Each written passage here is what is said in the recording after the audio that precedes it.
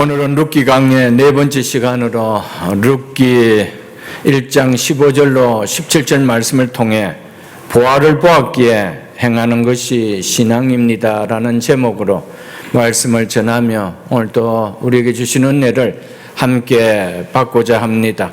나오미는 자신을 따라 베들레헴으로 가겠다고 하는 두 며느리들을 돌아가게 하기 위하여 마지막 카드로 나와 너희들의 상황이 이렇게 된 것은 여호와께서 나를 치셨기 때문이라는 말을 하였습니다. 이 말이 끝나자 오르바는 친정이 있는 모압으로 돌아갔지만 룻은 돌아가기는커녕 도리어 그렇게 말하는 시어머니 나오미를 붙잡으며 딱 달아 붙었습니다. 이런 룻에게 나오미는 마지막으로 한 번 더 이렇게 말하며 돌아갈 것을 권면합니다. 그것이 오늘 15절 말씀입니다. 나오미가 또 이르되 보라 네 동서는 그의 백성과 그의 신에게로 돌아갔나니 너도 너의 동서를 따라 돌아가라 하니, 나오미가 이렇게 말하는 것은 단순히 시어머니에 대한 애정과 효심이나 의심만으로는 고향 친척 아비 집을 떠나서 풍속도 언어도 낯선 나라에 와서 그것도 이방인에 대한 시선이 결코 곱지 않는 나라에 와서 평생 과부로 산다는 것은 견디기가 어렵다는 것을 알고 있었기 때문에 이렇게 말했던 것이었습니다. 나오미가 두 며느리들에게 말하여 온 여호와에 대한 신앙이 분명하지 않고는 여호와를 섬기는 신앙 공동체에 들어와서 평생을 살아간다는 것은 너무나 힘들기 때문에 여호와의 손이 나를 치셨다라고 나오미가 두 며느리들에게 이야기했던 것이었습니다. 나를 따라온다면 나로 인해서 내 가정을 친 이 여호와를 섬겨야 하는데 너희들이 그럴 수 있겠느냐? 라고 물었던 것이었습니다. 그래서 룻에게 나오미는 네 동서는 그의 백성과 그의 신들에게로 돌아갔다라고 하였습니다. 나를 따라온다는 것은 신앙의 선택이 아니고는 결코 따라올 수 없는 길이라는 것을 말해주고 있습니다. 우리에게 있어서 모든 선택의 결정은 궁극적으로 신앙과 연결이 된다는 것을 말해줍니다. 오르바는 시어머니를 끝까지 섬기고자 한 효심이 있었던 사람이었습니다. 그러나 신앙이 함께 할 수 없다는 것을 알 때 그의 백성과 그의 신들에게로 돌아갔다라고 말했습니다. 시어머니가 믿는 여호와의 신앙을 따르고 싶은 마음도 오르바에게는 있었지만 그럼에도 자신의 삶을 온전히 맡길 수 있다는 확신이 들지 않았기 때문에 보다 현실적으로 안전하게 느껴지는 길을 선택하고 친정집이 있는 모압으로 오르바는 돌아갔습니다. 보라, 네 동서는 그의 백성과 그의 신들에게로 돌아가나니, 이 말은 오르바의 선택은 자기가 쫓는 것이 무엇인지를 나오미를 통해서 말해주고 있습니다. 자신의 삶과 인생을 더 의지할 수 있는 그것을 쫓아갔다 이 말입니다. 자신의 인생을 더 행복해 줄 수 있는 것이라 믿어지는 그것을 쫓아갔다 이 말입니다. 모든 사람은 선택을 할 때 항상 그 선택이 자신의 삶과 인생을 더 의지할 수가 있고 더 행복하게 해줄 수 있다라는 그 전제하에서 모든 것을 선택해 나가고 있다는 것입니다. 나를 친 여호와보다는 그 모습 신이 더 의지된다는 겁니다. 그래서 그곳으로 갔습니다. 동일한 상황과 처지였지만 룻의 선택은 오르바와 너무 상반된 선택을 하며 결정을 하였습니다. 룻은 신앙을 붙잡고자 현실의 유혹을 포기하고 시어머니를 붙쫓아 갔습니다. 나오미도, 오르바도 룻도 자기 자신들이 내린 선택으로 인해서 이들의 인생은 전혀 다른 결과를 가져온 것을 우리는 볼 수 있습니다. 오르바는 일시적인 안정과 편안함을 위해서 이 오르바는 영원한 안식을 포기해버렸습니다. 잃어버렸습니다. 자신이 내린 선택으로 그의 이름은 하나님이 이끌어가는 무대에서 영원히 사라져 버렸습니다. 우리는 많은 경우에 일시적인 안정과 일시적인 육신의 편안함을 위해서 오르바처럼 너무나 영원한 것을, 진정한 복을 잃어버리고 살 때가 얼마나 많은지 모릅니다. 우리 이름의 석자가, 우리 가정이라는 울타리가 영원히 하나님의 무대에서 사라지게 하는 선택을 할 때가 얼마나 많이 있다라는 것을 오르바를 통하여 우리에게 보여주고 있습니다. 하나님을 믿는다고 고백해도 그 사람이 어떤 일을 선택하는 삶을 보면 그 마음은 무엇을 더 쫓기를 원하고 있는지 느껴질 수 있는 것입니다. 신앙과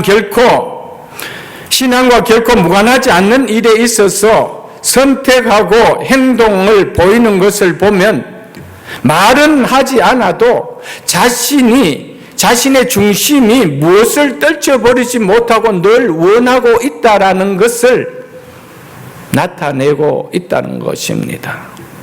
오르바는 처음에는 룻과 함께 베들레헴에 가서 살려고 시어머니를 따라 나섰습니다. 그러나 어떤 상황에 부딪히게 되자 베들레헴으로 가는 것과 친정으로 돌아가는 것에 대한 저울질이 그 마음에 일어나기 시작했습니다. 마음은 친정집으로 돌아가는 것이 더 합리적이라는 쪽으로 기울어지자, 그래서 오르바는 마음이 기울은 쪽으로 선택하고 결정하고 그 길로 행했습니다. 사랑하는 성도 여러분, 성도는 합리적이라고 여겨지는 생각을 따라 쫓아가면 사는 자가 아니라는 사실을 우리는 반드시 기억해야 됩니다. 성도는 무엇을 선택할 때 합리적이라는 이유만으로 선택을 택해서는 안 된다는 것입니다. 물론 합리적이기에 선택해야 될 때도 있습니다. 그러나 어떤 상황이나 어떤 환경이나 다 합리적이기에 선택하는 것은 되어서는 안 된다는 것을 오늘 오르바와 룻을 통하여 우리에게 극명하게 보여주고 있습니다. 고린도후서 5장 7절에 보면 성도는 믿음으로 행하고 보는 것으로 행하지 않는다라고 말씀하고 있습니다. 성도는 합리적 생각을 따라 사는 자가 아니라는 것을 말해주고 있다는 이 말입니다. 하나님을 믿는 믿음을 따라 사는 자가 성도이지, 눈에 보이는 편리함에 현실적인 합리적인 생각에 따라 움직이는 것이 성도가 아니라는 말이, 성도는 믿음으로 행하고 보는 것으로 행하지 않는다라고 성경은 말씀하고 있습니다. 아무리 그렇게 하는 것이 합리적으로 보인다 해도 그러할 경우에 믿음이 위협을 받는다라면, 신앙에 흠집이 생긴다라면은 우리는 룻처럼 그것을 포기할 줄 알아야 된다. 이것을 오늘 본문을 통하여 우리에게 말씀해 주고 있습니다. 성도는 합리적인 생각으로가 아니라 하나님 중심, 말씀 중심, 하나님을 기쁘시게 하는 믿음 중심으로 선택하며 사는 자가 성도라는 것입니다. 이러한 삶을 살아갈 때 그 하루하루가 연결되어 생각지 못한 하나님의 은혜가, 하나님의 축복이 임하는 놀라운 경험을 하게 된다는 것이죠. 우리의 삶의 결과는 하루하루 선택이 연결되어지는 삶의 결과를 취하는 것입니다. 어쩌다 하나님의 은혜가 임하고 어쩌다 하나님 축복이 임하는 것이 아닙니다.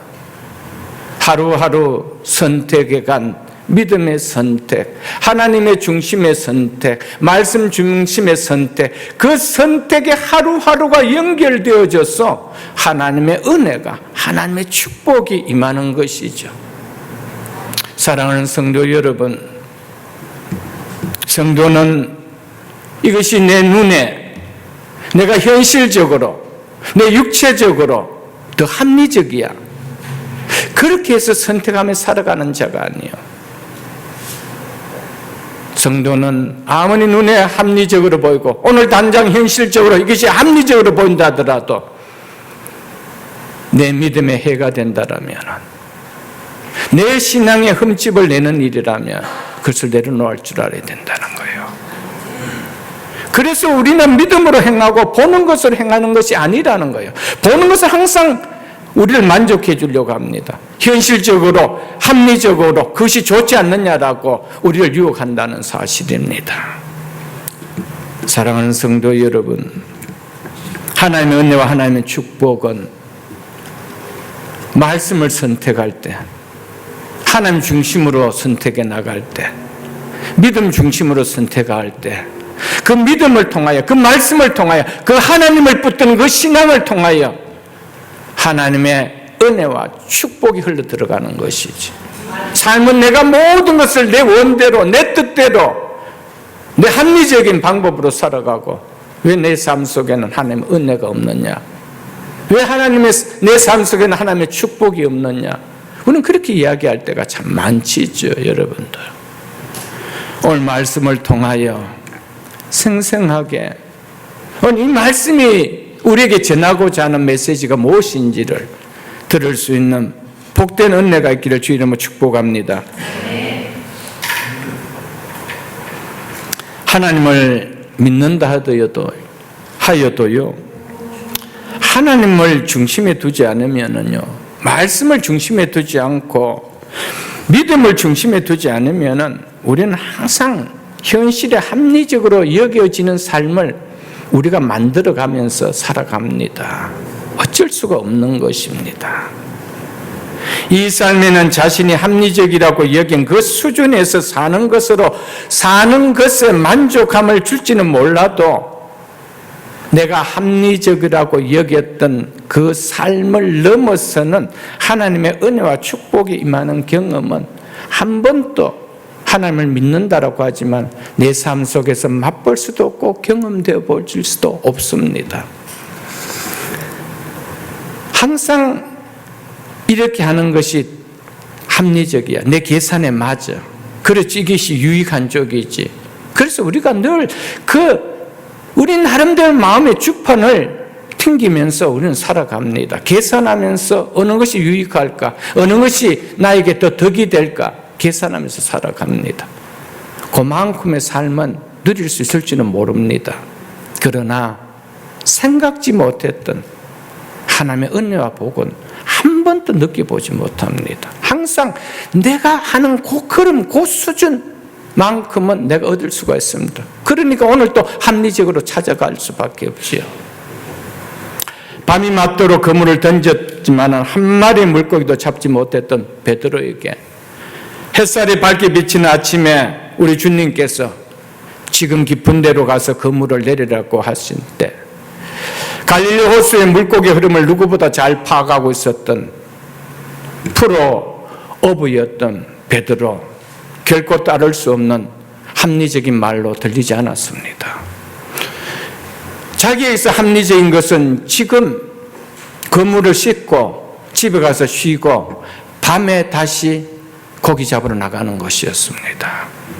그런데 햇살이 쨍쨍하게 내리쬐는 그 아침에 그것도 깊은 데로 가서 그물을 내리래요. 합리적일 수가 없었습니다.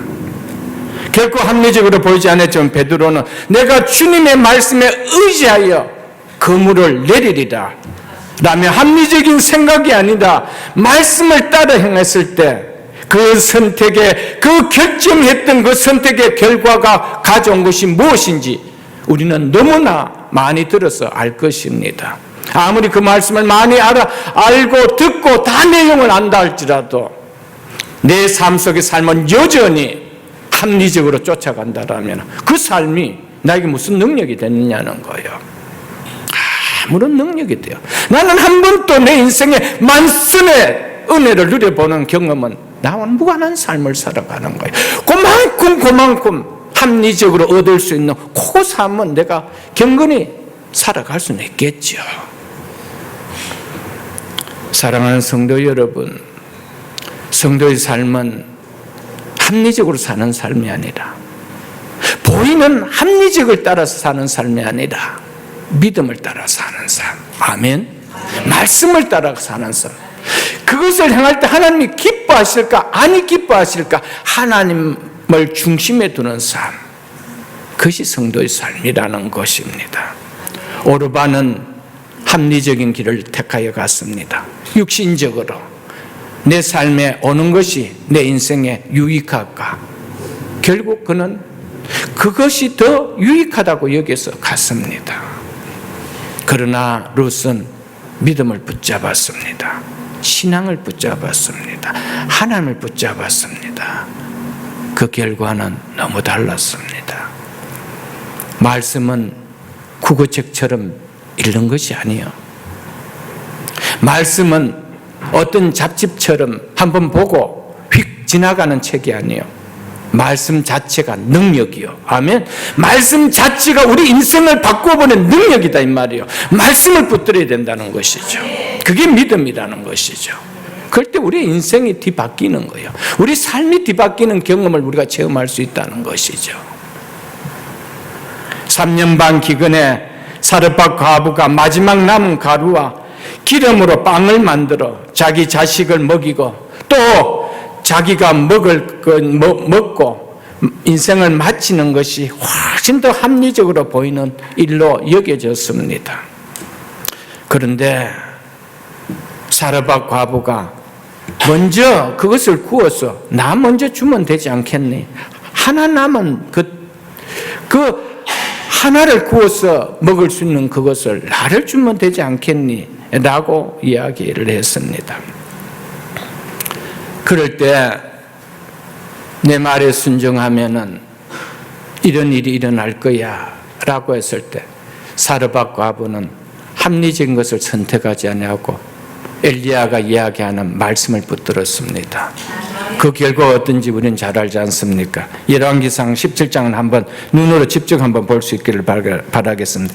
열왕기상 17장 13절로 16절입니다. 545쪽입니다. 구약성경 545쪽 열왕기상 17장 13절로 16절입니다.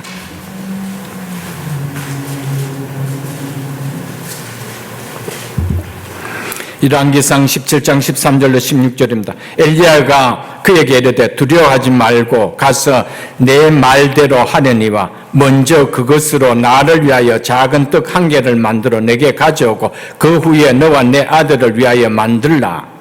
왜냐하면 이유접속사가 들어갑니다. 왜냐하면 이스라엘의 하나님 여호와의 말씀이 나 여호와가 비를 지면에 내리는 날까지 즉 3년 6개월 가뭄이 그치는 날까지 그 통에 가루가 떨어지지 아니하고 그 병에 기름이 없어지지 아니하리라 하셨기 때문이라 이렇게 말씀하고 있습니다.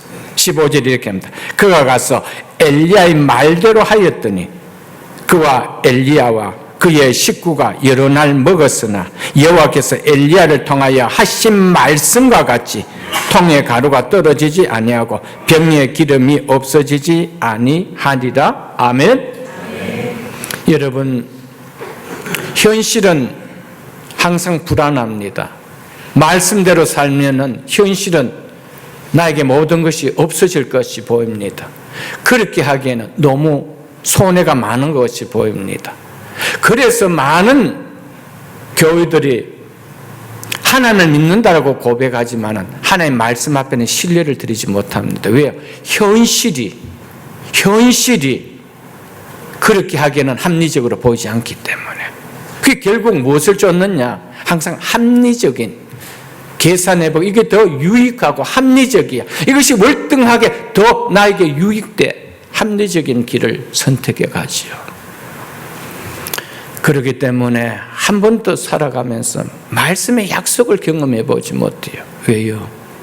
말씀을 붙드는 믿음으로 행하는 하나님 중심의 삶을 살아가지 못하기 때문이죠. 사랑하는 성도 여러분, 사르밧 갑을 보십시오. 현실은 남에게 주는 것은 참으로 어리석습니다. 마지막 남은 통에 가루와 기름입니다. 그거 구워서 자기 자식 먹고 나나 먹고 이제는 죽을 시간만 기다리겠다라는 그 얘기. 그거 먼저 나에게 줄 수 없느냐? 자기에게 다른 사람에게 먼저 주는 것이 합리적으로 봅니까? 자식에게 주는 것이 더 합리적으로 보입니까? 사랑하는 성도 여러분, 신앙은 현실을 따지는 것이 아니에요, 여러분들. 신앙은 하나님 말씀을 믿고 따르는 길이요. 하나님 축복을 현실을 따지는 합리적인 생각으로 움직여 주어지는 것이 아님을 우리는 알아야 됩니다. 어리석게 보여도 하나님의 말씀을 믿고 따르는 자 속에 사르밧 가부와 같은 말씀에 약속하신 이 은혜와 이 복이 우리에게 임한다라는 것을 우리는 기억할 수 있어야 됩니다.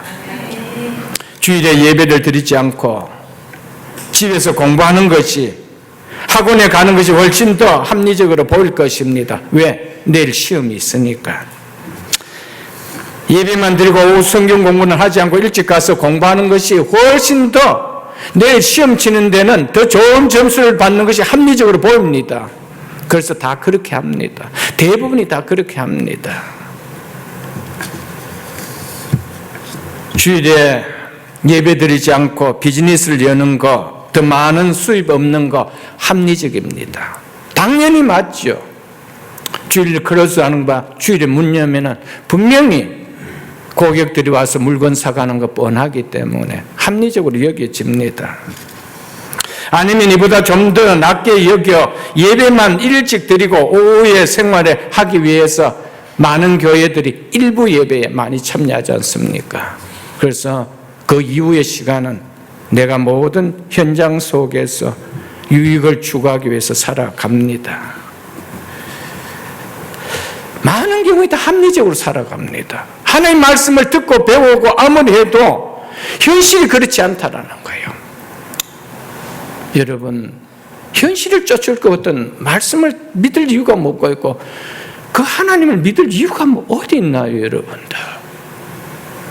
신앙이라는 것은 결국 현실과 믿음의 싸움입니다. 현실을 통하여 믿지 않는 사람과 같이 그렇게 살 것인가? 아니면은 말씀을 붙들고 살면서 하나님의 약속하신 은혜를 받고 살 것인가? 이것이 신앙과 그렇지 않니 살아가는 삶의 싸움입니다. 현실을 택할 것인가? 말씀을 붙들 것인가? 여러분 지금까지 살아온 삶의 시간만큼 나는 무엇을 선택하며 살아왔는지 한번 돌아보십시오. 그것이 여러분의 믿음의 현주소입니다. 그것이 아무리 여러분이 오랜 시간 교회를 다녔고 교회에 무슨 봉사를 하고 한다 할지라도 실질적인 삶의 현장에서 결정하는 것은 항상 하나님이 아니요 말씀이 아니요 믿음이 아니요 현실이었습니다. 그래서 믿지 않는 사람도 그렇게 합니다. 믿는 사람도 그렇게 할 것 같으면 왜 하나님이 나를 믿으라고 하겠어요, 여러분들? 믿음이라는 것을 필요하게 요구하고 있을까요? 그렇지 않다는 것입니다. 늘 눈에 보이는 현실을 쫓아 합리적으로 행할 때는 분명히 합리적으로 여겨진 그 결과는 내 손에 잡힐 수가 있습니다. 그렇기 때문에 오늘도 합리적인 것을 선택합니다. 안 잡히면 문제가 아닌데 항상 하는 만큼 손에 들어오는 것이 있어요. 하는 결과만큼 얻어지는 것이 있다는 것입니다. 그래서 현실에서 그것을 추구하며 사는 삶을 결코 벗어나지 못합니다. 그러나 그 삶과 인생에 결코 합리적으로 살려고 한 그것을 넘어서는 은혜와 복을 누려보느냐? 한 번도 없습니다. 그럴 수밖에 없습니다. 하나님의 은혜와 축복의 중심에 자기 자신이 무엇을 담고 선택하는 삶을 사느냐, 거기에 하나님의 은혜와 하나님의 축복이 달려있다는 사실입니다. 저는 짧은 인생을 살아와 봤지만은 그것을 낱낱이 이야기하려면 정말 긴 시간 이야기를 들 정도로,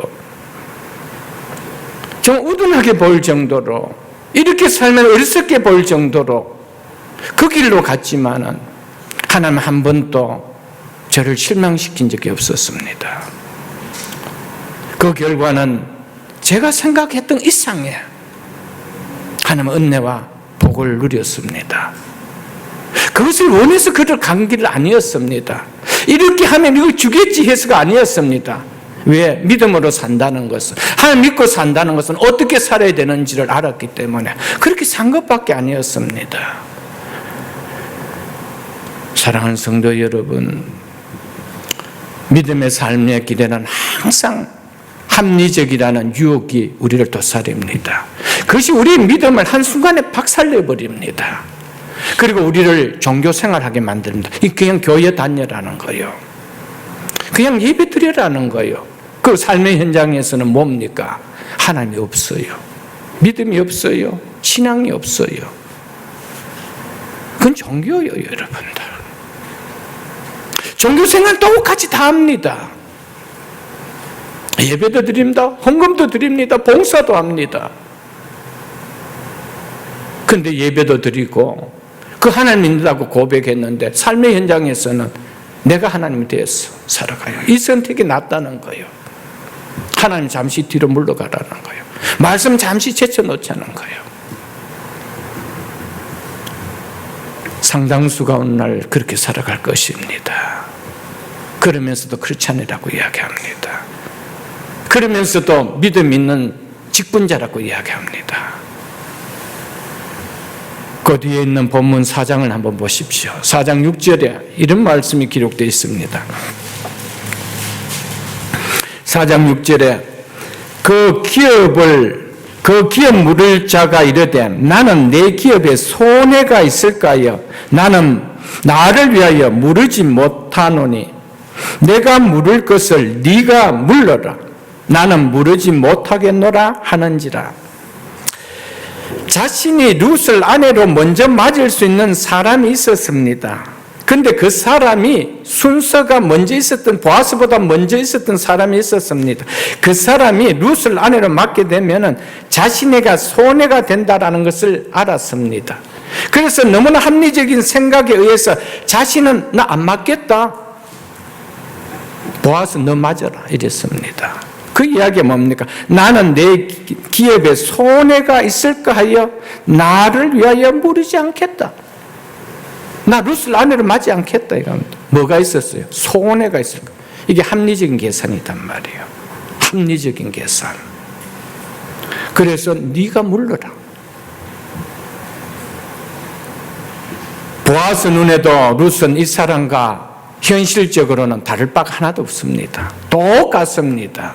똑같은 조건입니다.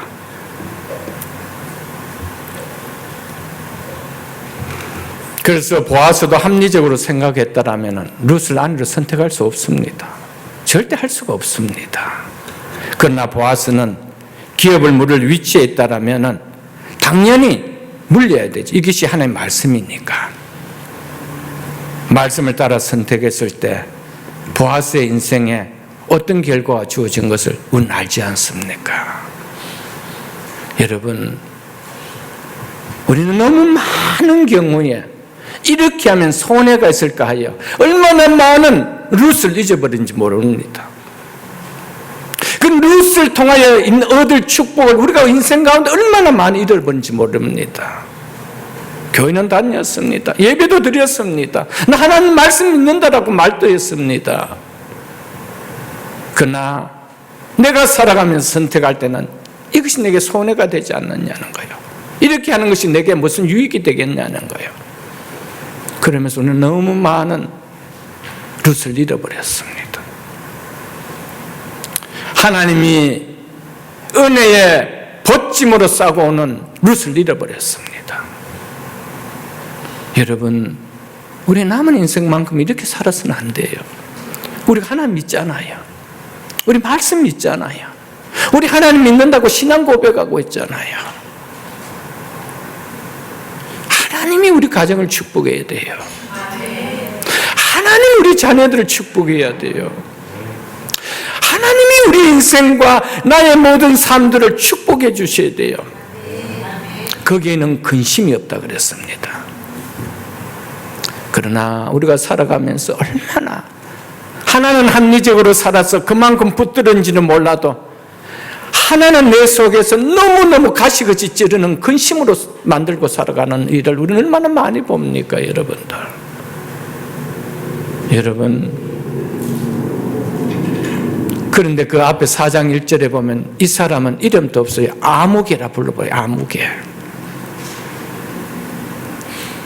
여러분, 우리는 아무개처럼 그렇게 신앙생활하지 있지 않습니까? 이 사람도 이스라엘 백성입니다. 하나님의 언약을 알고 있는 사람이다. 하나님의 말씀이 어떤 건지 알고 있습니다. 기어 물을 자 우선수수가 물어야 된다는 거 알고 있었던 자였습니다. 그러나 손해가 있으면 나 물지 않겠다는 거예요. 룻은 손해가 없겠어? 보아스는 손해가 없겠어? 당연히 손해가 있지요. 현실적으로 보면은. 그러나 하나님 말씀이니까. 기름 물 위치에 따라 내가 물려야 되지. 그럴 때 룻을 얻었습니다. 룻. 현실적인 보기에 룻은 오면은 손해였지만은, 그러나 룻을 통하여 주시는 은혜가 하나님 있다는 것을 몰랐죠. 그러니까 사실 보아스도 몰랐습니다. 그런데 말씀을 그게 순종하다 보니까 그런 보화를 안게 된 것이죠. 그 말씀이 능력이단 말이에요. 아멘. 믿음이 능력이단 말이에요. 여러분, 우리의 삶 속에 믿음을 통하여, 말씀을 통하여, 하나님이 중심을 붙드는 신앙을 통하여 받아 누리는 은혜가 있기를 주의 이름으로 축복합니다.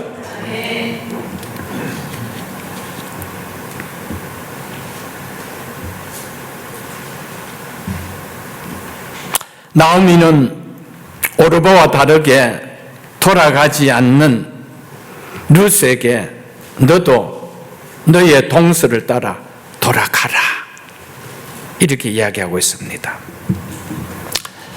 우리는 이 말씀을 좀 주위에서 볼 수 있어야 됩니다.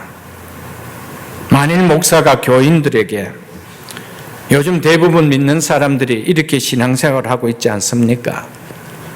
그러니 여러분들도 힘들게 꼭 믿음의 길만 고집하지 말고 어려운 상황을 만나면은 적당히 세상과 타협하며 합리적으로 살아가십시오 라고 한다라면은, 여러분은 이 목사가 교인들을, 이 목사에 대한 생각을 교인들은 어떻게 할까요? 정말 쿨한 목사다, 정말 우리의 마음을 충분하게 이해해 줄 수 있는 쿨한 목사다, 그렇게 받지 않겠어요, 여러분들? 너도 너의 동서를 따라 돌아가라. 네 동서도 합리적으로 선택해 갔지 않느냐, 가라.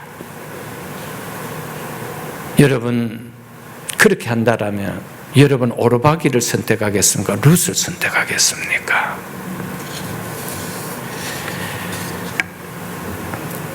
그래도 그렇게는 살 수는 없지요 라고 거절하는 룻과 같은 모습을 보이는 성도가 이 시대에 정말 귀합니다. 모든 것이 오르바처럼 합리적으로 따라가도 아무런 문제가 없이 보이는 이 시대에 아니올시다. 어머니, 나는 그렇게 할 수 없습니다. 이 한 사람이 정말 귀한 시대입니다. 이 믿음이 참 귀한 시대라는 것이죠. 요즘 대부분 주일에도 비즈니스를 오픈하지 않습니까?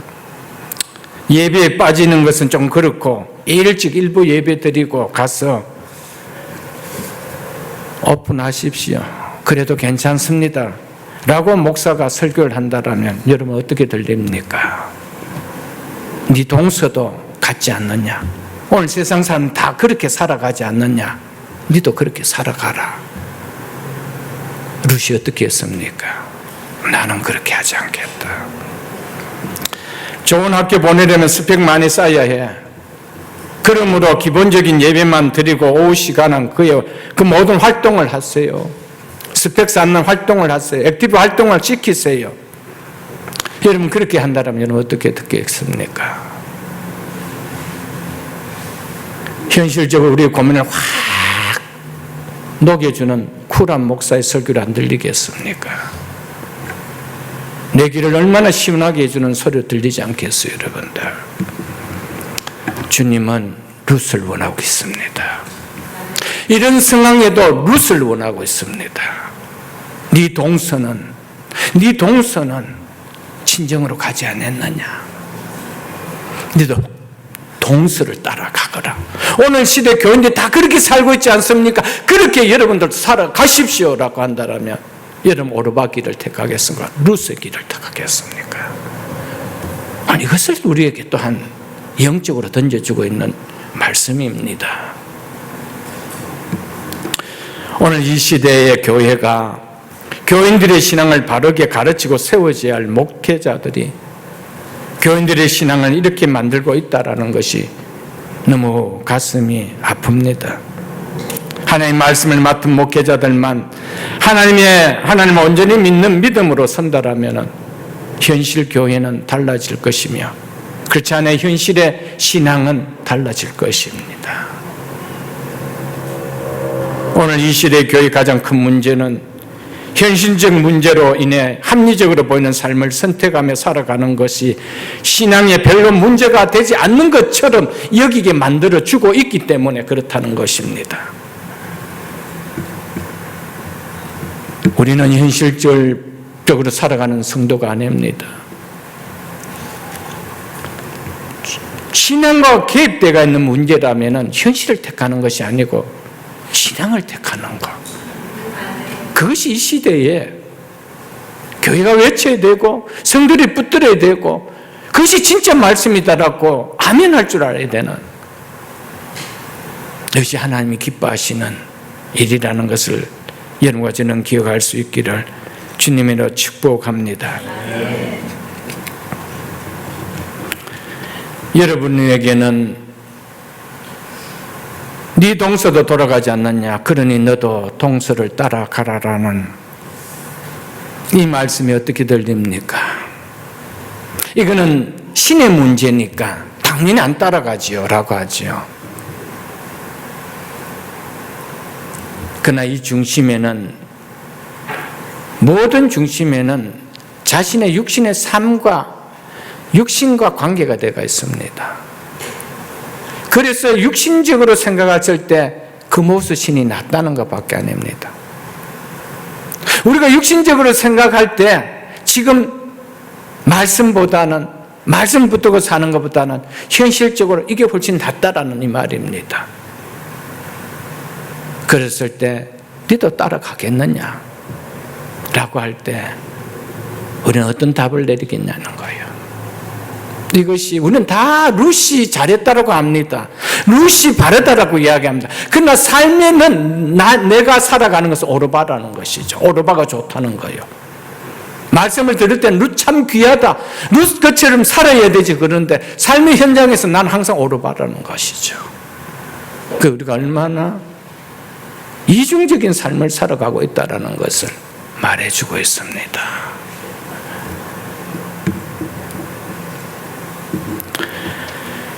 오늘날 많은 교회들을 볼 때 대부분 교회들이 이렇게 신앙생활하며 있지 않느냐. 그렇게 하고도 교회에서 중직자고 그렇게 하고도 잘 믿는 신앙이라고 말하고 있지 않느냐. 너만 별나게 믿는 자처럼 튀지 말고 적당하게 신앙생활해라.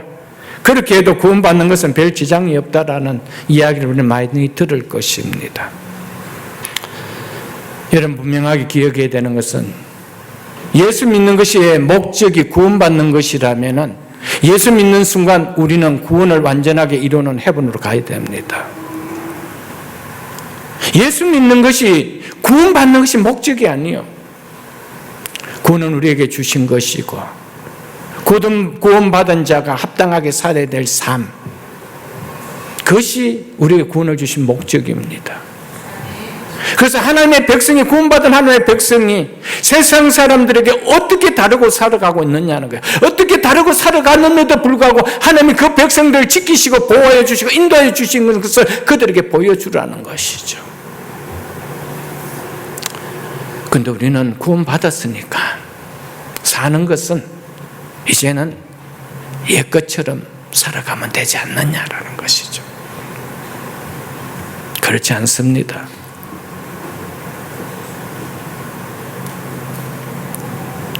롯은 어머니 백성이 내 백성이 되고 어머니 하나님이 내 하나님이 됐다. 무슨 말입니까?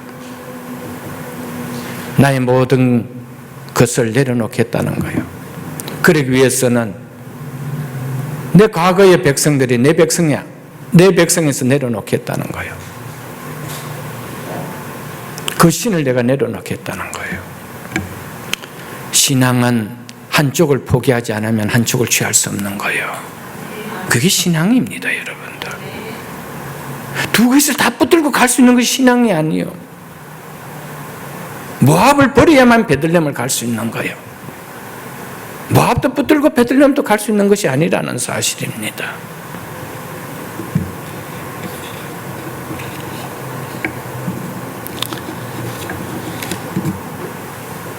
여러분은 이 말씀이 어떻게 들릴지 모르겠습니다.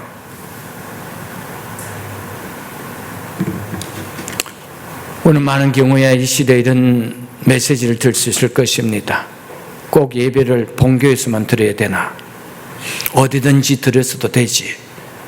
여행을 하다가도 어디든지 교회를 만나면 그곳에서 예배를 드리면 되지. 그곳이 바다가 되었든 강이 되었든 산이 되었든 계곡이 되었든 하나님이 안 계시는 곳이 없는데 어디든지 예배만 드리면 되지. 마음이 중요한 것이지 장소가 중요하냐 이렇게 이야기합니다. 이런 걸 어떻게 받으십니까? 정말 내 마음에, 내 중심에 마음에 하나님이 계신다라면 정말 그럴까요? 자기를 합리화하기 위해서 말씀을 인용하는 것이 아닐까요? 말씀을 인용해서 자기의 편리함을 대변하기 위해서 어느 곳에서 예배드리면 어떠냐는 것이죠. 정말 그럴까요? 지금까지 내가 신앙을 먹고 받아왔던 그 신앙관과 성경관과 구원관에 있는 교회를 떠나 그 교회가 어느 교회인지 어떤 말씀인지 어떤 양식인지 구분 없이 그렇게 드릴 수 있느냐는 거예요, 여러분들. 그게 가능해요, 여러분들. 부득이한 경우는 가능하지요. 할 수가 있습니다. 그래서 제가 자녀들에게도 부득이하게 나가서 예배 드릴 때는 우리의 신앙과 같은지 꼭 설치해보라. 그 교회를 찾아가라. 그렇게 이야기합니다. 내가 머무는 숙소에서 가까우니까 예배 드리고 아니요, 여러분들. 물론 하나님이 안 계시는 곳은 없습니다. 다 계십니다. 그것은 우리가 부인할 수 없는 사실입니다. 그러나 오늘날 장소의 개념을 별로 중요하게 여기지 않는 그 일을 통하여 얼마나 신앙이 리버해져 버린지 모른다는 사실입니다. 그걸 너무 합리화시켜버리게 만드는. 사랑하는 성도 여러분, 네 동서는 돌아갔지 않느냐? 오늘날 이 시대는 다 그렇게 살고 있지 않느냐? 너도 동서를 돌아가거라. 너도 그렇게 살아라고 했을 때 여러분 거기에 박수를 칠 것입니까? 아니요. 나는 그렇지 않겠습니다. 이쪽을 택하겠습니까? 저는 이 말씀을 준비하면서 고민을 참 많이 했습니다. 이렇게 하나하나까지 열거하면서 예를 들어야 될까? 안 그러면 두리뭉실하게 그냥 전해버릴까? 고민도 많이 했습니다. 그러나 우리가 살아가면서 너무 많은 이런 것들에 대한 유혹에 부딪히기 때문에 목사로서는 여러분의 삶과 신앙을 지켜줘야 되는 것이 목사의 책임이기 때문에 하나하나 예를 들면서 나열하면서 이 시대에 동서를 따라갔던 오르바의 모습이 아닌 정말 우리는 현실을 따르는 자가 아닌 믿음과 신앙을 따르는, 내가 무엇을 선택한다 하더라도 거기에 내 믿음의 해가 깨지고 신앙에 불이익을 당하는 일이라면 내가 놀아놓을 수 있는 것, 그것이 룻의 길이라는 겁니다. 그것이 하나님께서 룻을 통하여 주시는 축복이 임하는 은혜가 있는 믿음이라는 것을 이 룻기를 통하여 우리에게 말씀해 주고 있음을 우리는 기억할 수 있기를 주의 이름으로 축복합니다.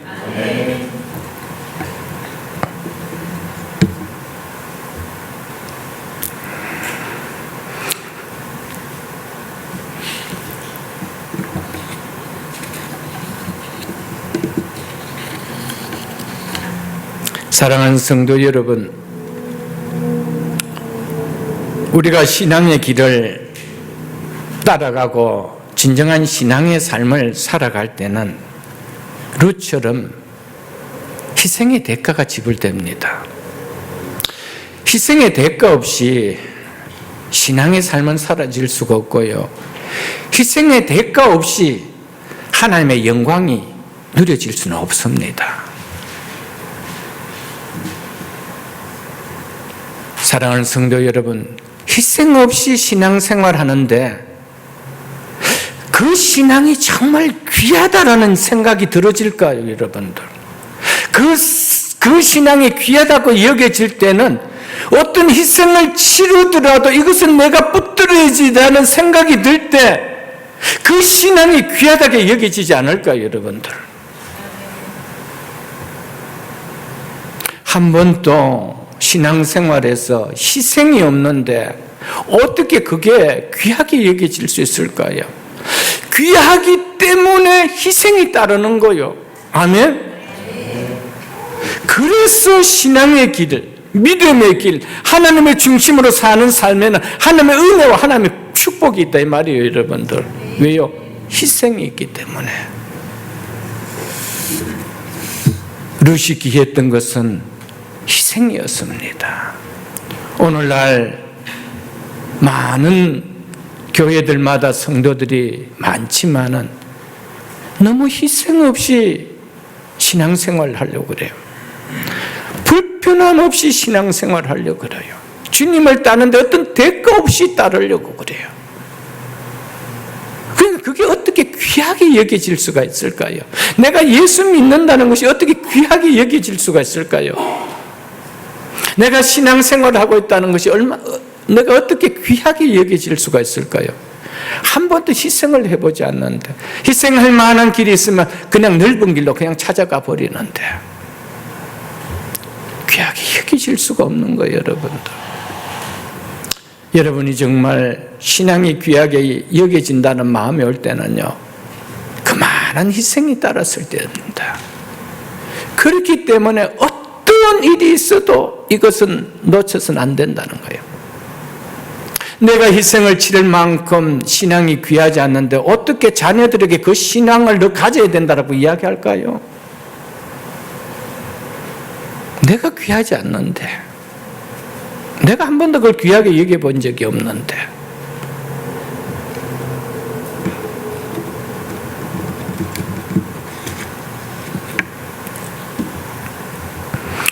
그런 룻에게 이렇게 이야기합니다. 16절에 보면은 네 동서를 따라 네 친정으로 돌아가는 시어머니 나오미의 권유에 16절에 이렇게 합니다. 룻이 이르되 내게 어머니를 떠나며 어머니를 따르지 말고 돌아가라 강권하지 마소서. 어머니께서 가시는 곳에 나도 가고 어머니께서 머무시는 곳에 나도 머물겠나이다. 어머니 백성이 나의 백성이 되고 어머니 하나님이 나의 하나님이 되시리라. 이렇게 말하면서 자신은 오르바와 달리 끝까지 어머니를 따르겠다라고 자신의 각오를 밝힙니다. 룻은 자신의 앞날을 위하여 자신이 가야 할 곳, 자신이 머물러야 할 곳이 어디인지를 분명하게 알고 있었습니다. 여러분은 여러분의 삶과 인생을 위하여 가야 할 곳이 어디며 머물러야 할 곳이 어딘지 룻처럼 분명하게 알고 있습니까? 빈 인생이 되어 베들레헴으로 돌아가는 시어머니 나오미와 함께 머물러야 할 곳이 룻의 생각에 편안한 곳이라고 느껴졌겠습니까? 불편한 곳이라고 느껴졌습니까? 당연히 불편하다고 느껴졌겠죠. 불편한 자리라 할지라도 어머니를 따라가겠다는 겁니다. 이것이 주님을 따르는 그리스도인의 신앙의 자세입니다. 왜 그럴까요? 왜 나오미는, 왜 룻은 그 나오미를 따랐을까요? 그 시어머니를 따랐을까요? 그 어머니를 통하여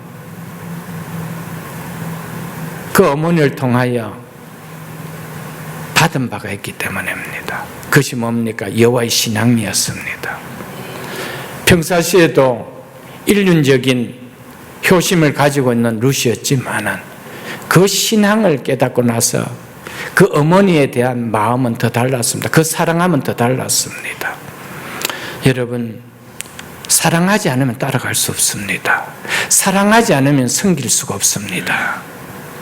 우리 주님을 여러분이 사랑하십니까? 주의 몸된 교회를 사랑하십니까? 사랑하지 않으면 따를 수 없고 사랑하지 않으면 머물 수가 없습니다. 룻이 나오미를 따랐던 것은, 시어머니 나오미를 따랐던 것은 사랑했기 때문이었습니다. 그 사랑은 인간적인 사랑이 아니었습니다. 자기에게 너무나도 귀한 보화를 발견해 줬기 때문에. 우리는 예수님을 왜 사랑합니까? 우리는 왜 교회를 사랑합니까? 이 교회를 통하여 복음의 보화를 얻었기 때문이 아니요, 구원의 보화를 발견했기 때문이 아니요, 우리가 주님을 왜 사랑합니까? 주님에 대해서 내가 구원을 받았기 때문이 아니요, 그래서 사랑하는 거 아니에요. 여러분들, 사랑하기 때문에 주님을 따르는 거 아닐까요? 사랑하기 때문에 주의 교회를 섬기는 거 아닐까요? 여러분들,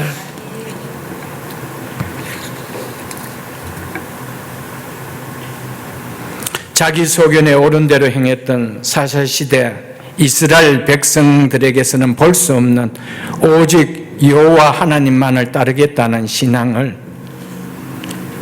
룻이 보여주고 있는 거예요. 이방 룻이 보여주고 있습니다. 이 시대 많은 교인들이 자기 희생을 부인하는 오직 합리적인 생각을 쫓아 신앙생활하고자 하는 이 사사시대와 별반 다를 바가 없는 이 시대, 새벽이슬 교회 모든 성도들은 룻과 같이 여호와 하나님만을 의지하는 그 믿음의 중심에 신앙을 살아갈 수 있는 우리 모두가 다 될 수 있기를 주님의 이름으로 축복합니다. 어머니께서 가시는 곳에 나도 가고 어머니께서 머무는 곳에 나도 머물겠나이다. 어머니께서 가시는 곳, 어머니께서 머무는 곳, 그곳이 어디입니까? 그것은 베들레헴입니다. 이곳에 룻 자신도 가고 룻 자신도 머물겠다고 합니다. 그러기 위해 룻은 고향 친척 아비 집마저도, 그리고 자신의 육신에 충족시켜줄 모든 조건까지도 내려놓고 포기하고 갑니다. 약 3,500년 전 이 고대 사회는 지금과 같은 개념의 고향을 떠나 부모 집을 떠나는 것의 차원이 아닙니다. 낯선 곳에서 낯선 사람 가운데 산다는 것은 외로움의 문제를 넘어서 생명의 위협까지 걱정하지 않으면 갈 수 없는 매우 위험하고 힘든 곳입니다. 그럼에도 룻은 어머니께서 가시는 곳에 나도 가고 어머니께서 머무는 곳에 나도 머물겠다고 합니다. 마치 고향 친척 아비를 떠나 가나안 땅으로 갔던 아브라함의 믿음을 연상케 합니다. 아브라함은 고향을 떠날 때 동행하는 아내도 있었고 조카 룻도 있었습니다. 그리고 아브라함은 하나님께 분명한 부르심을 받는 소명을 가지고 떠났습니다. 너로 큰 민족을 이루게 하며 너희는 복의 근원이 되리라는 축복의 약속을 받고 떠났지만 룻은 아무것도 받은 것이 없습니다. 늙은 과부 시어머니와 함께 동행하는 것 외에 하나님의 어떤 부르심도 어떤 축복의 약속도 받지 않았습니다. 그런데 룻은 본토 친척 아비 집을 버리고 떠났습니다. 그래서 많은 신학자들은 아브라함보다 룻의 신앙이 더 믿음이 귀하다 이렇게 말하고 있습니다. 아무 약속도 받은 거 없었습니다. 부르심의 소명도 없었습니다. 룻은 오직 나도 어머니가 가시는 그곳에서 어머니가 섬기는 그 하나님을 섬기며 그 하나님의 백성이 되고 싶어 떠나는 것밖에 아니라고 이야기합니다. 하나님의 돌보심을 받는 하나님의 언약의 백성이 되고 싶어서 그 축복을 누리고 싶어서 나는 떠나는 것밖에 아니라고 말하고 있습니다. 우리가 하나님을 향해 나가는 신앙의 걸음에 이거 외에 뭐가 더 필요합니까? 하나님의 언약의 백성 되어서 누리는 축복, 이거 외에 더 누릴 것이 뭐가 있겠나요, 여러분들? 우리는 그렇게 생각하지 않다가 보니까 너무 많은 현실 속에서 합리적인 것을 택하면서 신앙을 물거품처럼 안개처럼 만들어 볼 때가 너무 많습니다.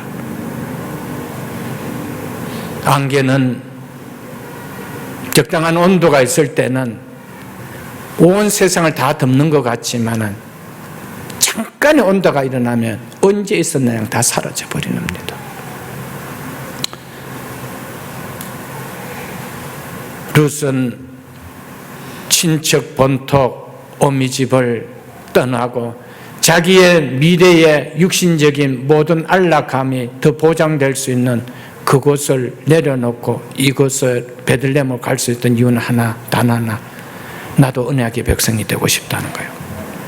나 이방인이지만은 하나님의 언약의 백성이 되고 싶다. 그래서 어머니의 백성이 내 백성이 되고 어머니의 하나님이 내 하나님이 되기를 원한다는 거예요.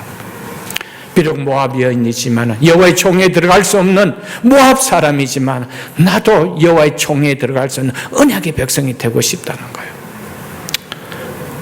여러분, 룻은 그거 하나밖에 없었습니다. 그런데 그에게 살아가면서 주어진 축복은 엄청났습니다.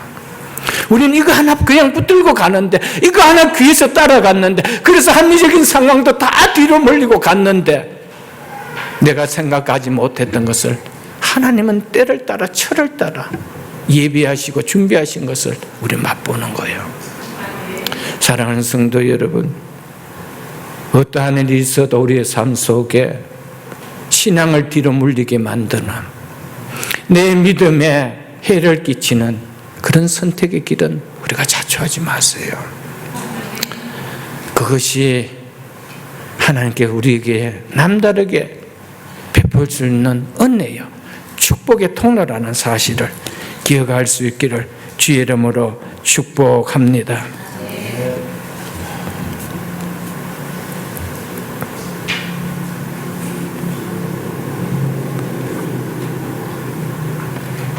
우리는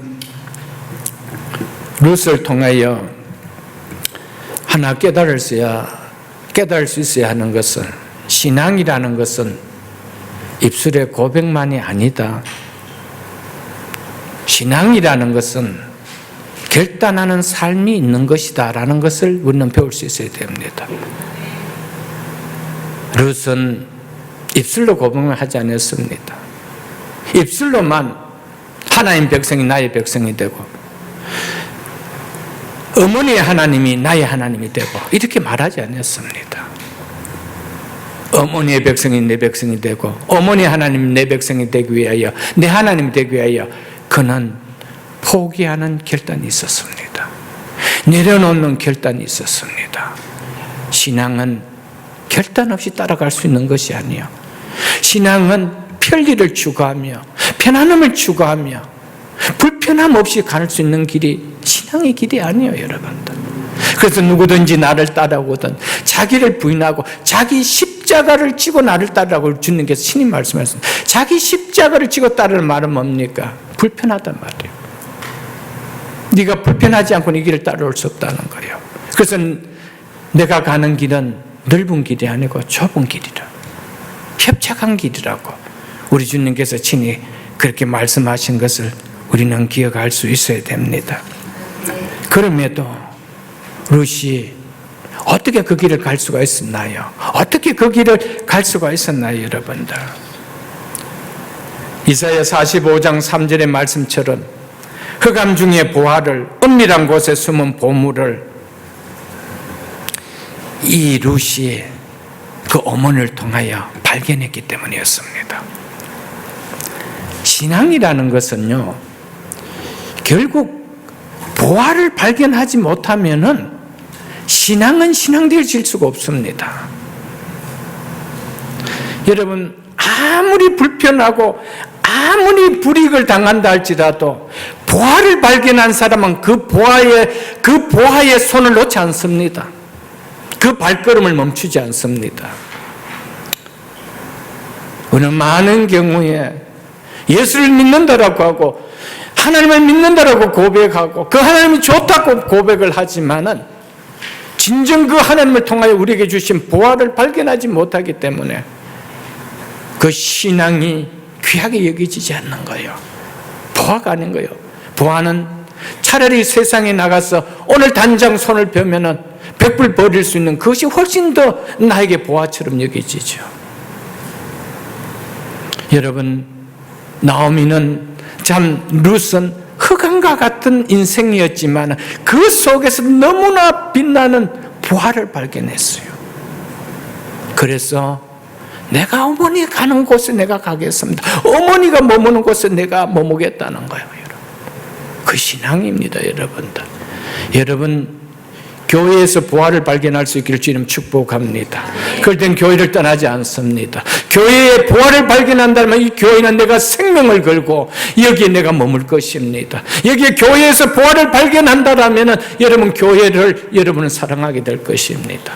여러분 어떤 희생을 치르고 어떤 수고를 한다 해도 그 교회의 사랑함을 놓치지 않을 겁니다. 우리 주님을 정말 여러분 주님을 통하여 그 십자가를 통하여 보화를 발견했다면 우리는 그 십자가를 뒤로 미루지 않을 것입니다. 그 십자가를 붙드는 삶을 비켜서서 옆길로 가는 외도하는 영적인 외도하는 길을 우리가 가지 않을 것입니다. 룻이 어머니의 하나님이 나의 하나님이 되시리라고 고백한 것을 보면 이 룻의 분명한 하나님에 대한 신앙은 시어머니 나오미를 통해서 얻어졌다는 것을 우리가 알 수가 있을 것입니다. 우리가 우리의 자녀들에게 어머니의 하나님이 나의 하나님이 되리라는 신앙 고백이 나올 수 있도록 하나님을 잘 믿는 믿음이 얼마나 중요하고 복되다는 것을 우리가 삶을 통하여 신앙의 삶을 통하여 우리가 보여줄 수 있어야 됩니다. 그렇지 않으면 우리의 자녀들이 왜 엄마 아빠가 믿는 하나님을 우리가 믿어야 하는지 신앙생활을 왜 해야 되는지 알지 못합니다. 엄마 아빠도 하나님을 믿는데 그 하나님을 믿는 신앙이 별거 아닌 것처럼 믿는데 별로 중요하게 여기지 않는 것처럼 믿는데 무슨 일만 있으면 예배도 안 드리고 뭣도 안 하고 그렇게 하는데 근데 너는 가서 잘 믿어라 그러면 그걸 믿겠어요, 여러분들?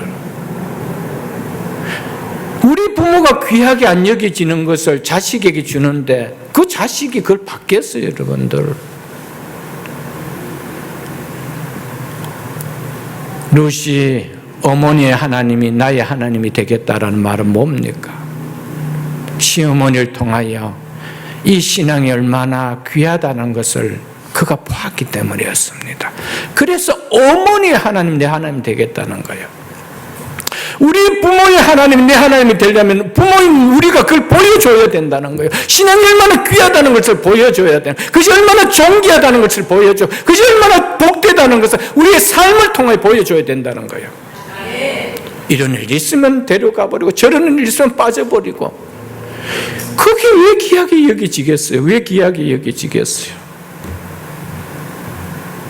네가 인터뷰를 못하고 그래서 학교에 떨어진다 하더라도 주일날이니까 인터뷰하지 마. 예배가. 신앙이 그렇게도 중요한 거요? 그래, 그렇게도 중요한 거야. 가르쳐야 된단 말이요. 이삭의 신앙이 왜 그렇게 좋았을까요? 하나님이 하나밖에 없는 아들이라도 바쳐라 그러면은 아버지는 바치는 것이 신앙이구나, 이것을 똑똑하게 이삭의 눈으로 봤기 때문에 그런 거예요. 믿어요, 여러분들? 근데 그걸 안 보여준단 말이에요. 그걸 보여줬기 때문에 이삭의 믿음이 그렇게 좋았던 거예요, 여러분들. 하나님은 아들이라도 바쳐라 그러면은 당연히 바쳐야 되는 것이 이게 신앙의 길이구나. 이걸 애비가 보여준 거예요. 그 자식이 그렇게 배우는 거예요. 삶을 통하여 교육이 되는 거예요. 아멘.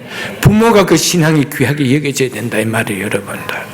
오늘 이 시대 돌아보십시오, 여러분들.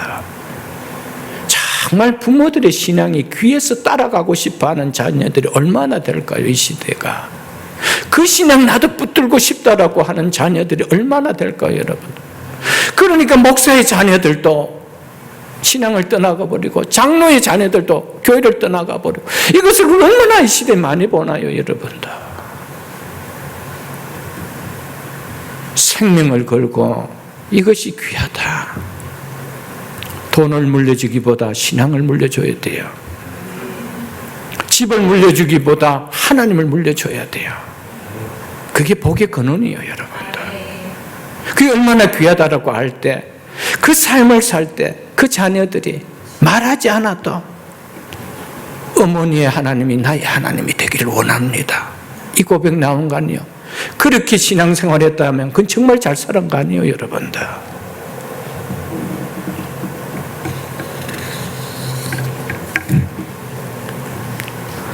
어머니가 가시는 곳, 어머니가 머무르시는 곳, 그것은 베들레헴입니다. 베들레헴은 우리에게 생명을 주는 영적 양식이 있는 교회입니다. 이 신앙을 우리가 자녀들에게 물려줄 수 있어야 합니다. 부모들은 교회를 가하는 신앙생활을 하는데 자녀들은 그 시간에 다른 곳에 거하게 한다면 안 됩니다. 부모는 교회에 와서 신앙생활하고 있는 시간에 자녀들도 그 시간에 함께 거해야 돼요. 사랑하는 성도 여러분, 반드시 자녀들과 사이즈에 상관없이 아니 여기는 이해임이 없으니까 안 해올시다. 여러분 어떠한 일이 있어도 신앙생활은 함께 하셔야 됩니다. 특별한 사역이 있거나 멀리서 부득이 함께 할 수 없다면 몰라도 그렇지 않다라면 부모와 자녀는 한 교회에서 한 신앙을 배우며 한 성경관을 배우며 한 구원관을 배우며 한 신앙을 가야 됩니다. 그렇지 않으면 나중에 크면은요 한 하나님을 믿는데 성경관도 달라 신앙관도 달라. 그래서 늘 만나면 악유가 일어나요.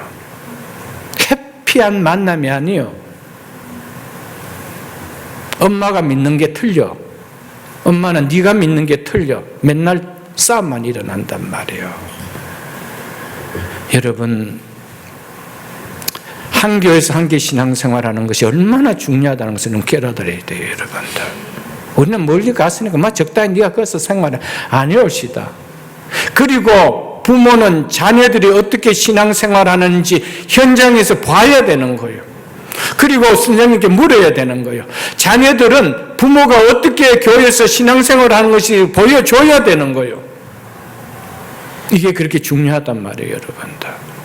옛날에 청교도인들은 한 교회에서 한 시간에 함께 예배드렸습니다. 한 설교를 들으며. 그게 그렇게 중요하단 말이에요, 여러분들. 근데 우리는 니는 알았어 감리교회 다니고, 니는 알았어 장로교회 다니고, 그리고 니는 알았어 성결교회 다니고, 뿔뿔이 휘어지게 다녀. 니 다 교회 다니면 됐다는 거예요. 물론 교회 다니면 됐지요. 여러분, 그러나 부모와 함께 신앙의 이야기를 하려면은 반드시 한 신앙 노선을 달려야 돼요, 여러분들.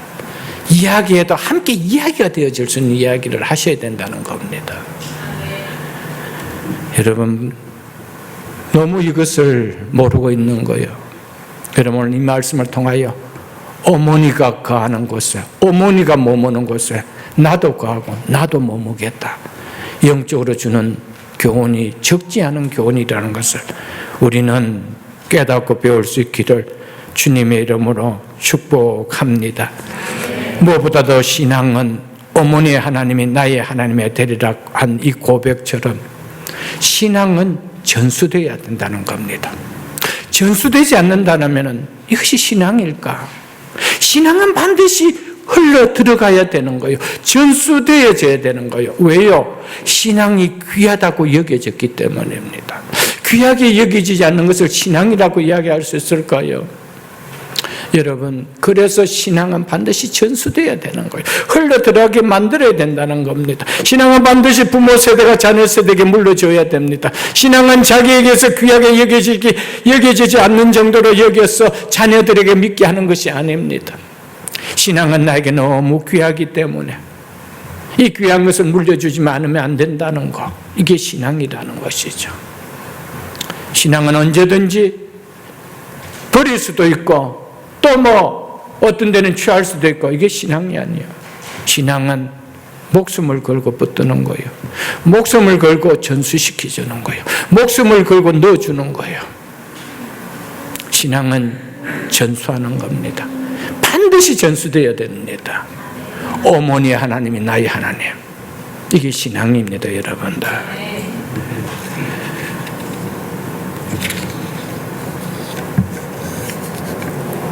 마지막 17절을 보겠습니다. 어머니께서 죽으시는 곳에 나도 죽어 거기 묻힐 것이라. 만일 내가 죽는 일 외에 어머니를 떠나면 어머니께서 내게 벌을 내리시고 더 내리시기를 원하나이다 하는지라. 룻은 시어머니가 살아계실 동안만 함께 지나겠다라고 말하고 있지 않습니다. 어머니가 세상을 떠난 뒤에도 그곳에 남아 살다가 어머니와 함께 베들레헴에 묻히겠다라고 이야기합니다. 우리 부모가 살아있을 동안만 내가 교회 다니는 것이 아니에요, 여러분.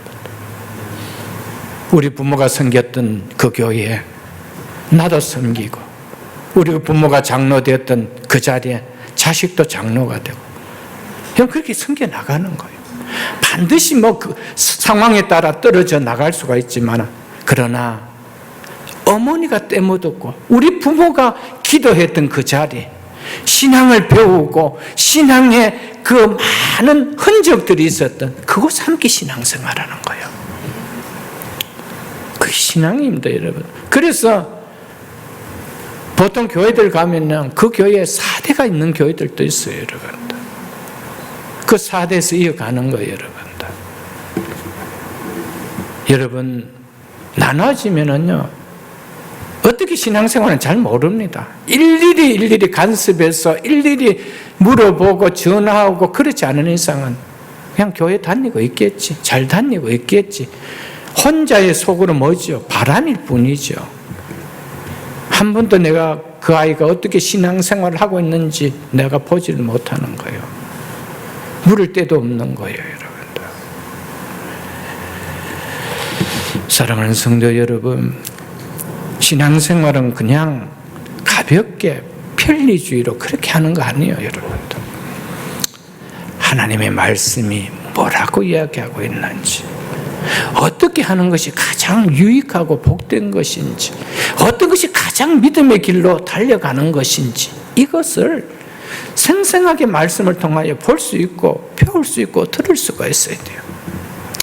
그런 믿음을 조금이라도 붙들며 살려고 몸부림칠 때 거기 하나님께서 부어주심의 은혜가, 복이 그 삶 속에 일어난다는 것을 좀 우리는 룻기를 통하여 좀 깨달을 수 있는 우리가 될 수 있기를 주님의 이름으로 축복합니다. 죽음이 올지라도 어머니가 믿는 하나님을 떠나지 않겠다는 영적으로 결코 나눠줄 수 없는 신앙을 가진 부모와 자녀의 관계라면, 이런 가정이라면 현실은 마라와 같은 문제가 있다 할지라도 그 가정의 삶의 결론은 나옴입니다. 그 결론의 삶은 잔치집입니다. 그 결론의 삶은 잉태입니다. 이게 룻기를 통하여 보여주는 거예요. 나오미 혼자서 나오미가 될 수가 없었고 룻 혼자서 룻이 될 수가 없었습니다. 룻이 될 수 있었던 것은 나오미가 있었기 때문이고 나오미가 될 수 있었던 것은 룻이 될 수 있었던 것이었습니다. 믿음은 함께하는 동력자가 있어야 됩니다. 나와 어떤 관계에서도 기도 제목을 함께 나누고 믿음의 신앙을 함께 공유하며 상담하며 이야기할 수 있는 믿음의 동력자가 있어야 됩니다. 그 무너지지 않습니다. 거기에는 어떤 인생의 문제가 있다 하더라도 마라와 같은 문제가 있더라도 나오미의 삶으로 바뀝니다. 여러분의 자녀들의 삶 속에 함께 동력하는, 함께 그런 동반자가 되어주는, 같은 믿음을 가고 동반자가 되어줄 수 있는 이 신앙을 우리가 세워가야 됩니다. 그것이 우리의 삶이라는 것을 말해주고 있습니다. 나는 죽는 일 위에는 하나님을 떠나지 않고 이 땅에 살다가 죽겠다라고 고백한 사람은 사실 룻이 아니어야 됩니다. 그것은 하나님은 나의 왕이다는 이름을 가진 엘레멜렉 입에서 나와야 되는 고백이었습니다. 그러나 그는 육신적으로 더 풍족한 삶을 살고자 베들레헴을 떠나 모압으로 갔습니다. 그러나 여호와의 총에 들어오지 못하고 난다고 한 이 모압 여인은 하나님 앞에서 살다가 죽겠다라고 베들레헴으로 들어왔습니다.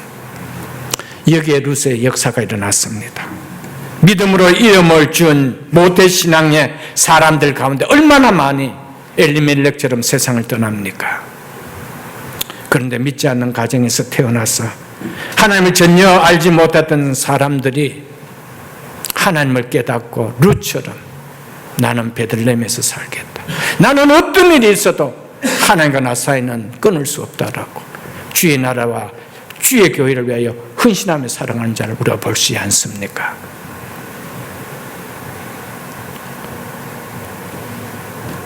죽는 을 위해 하나님을 나는 떠나지 않고 이 베들레헴을 떠나지 않아야 된다라고 고백했던 것은 모태신앙을 가졌던 엘리멜렉이어야 되었습니다.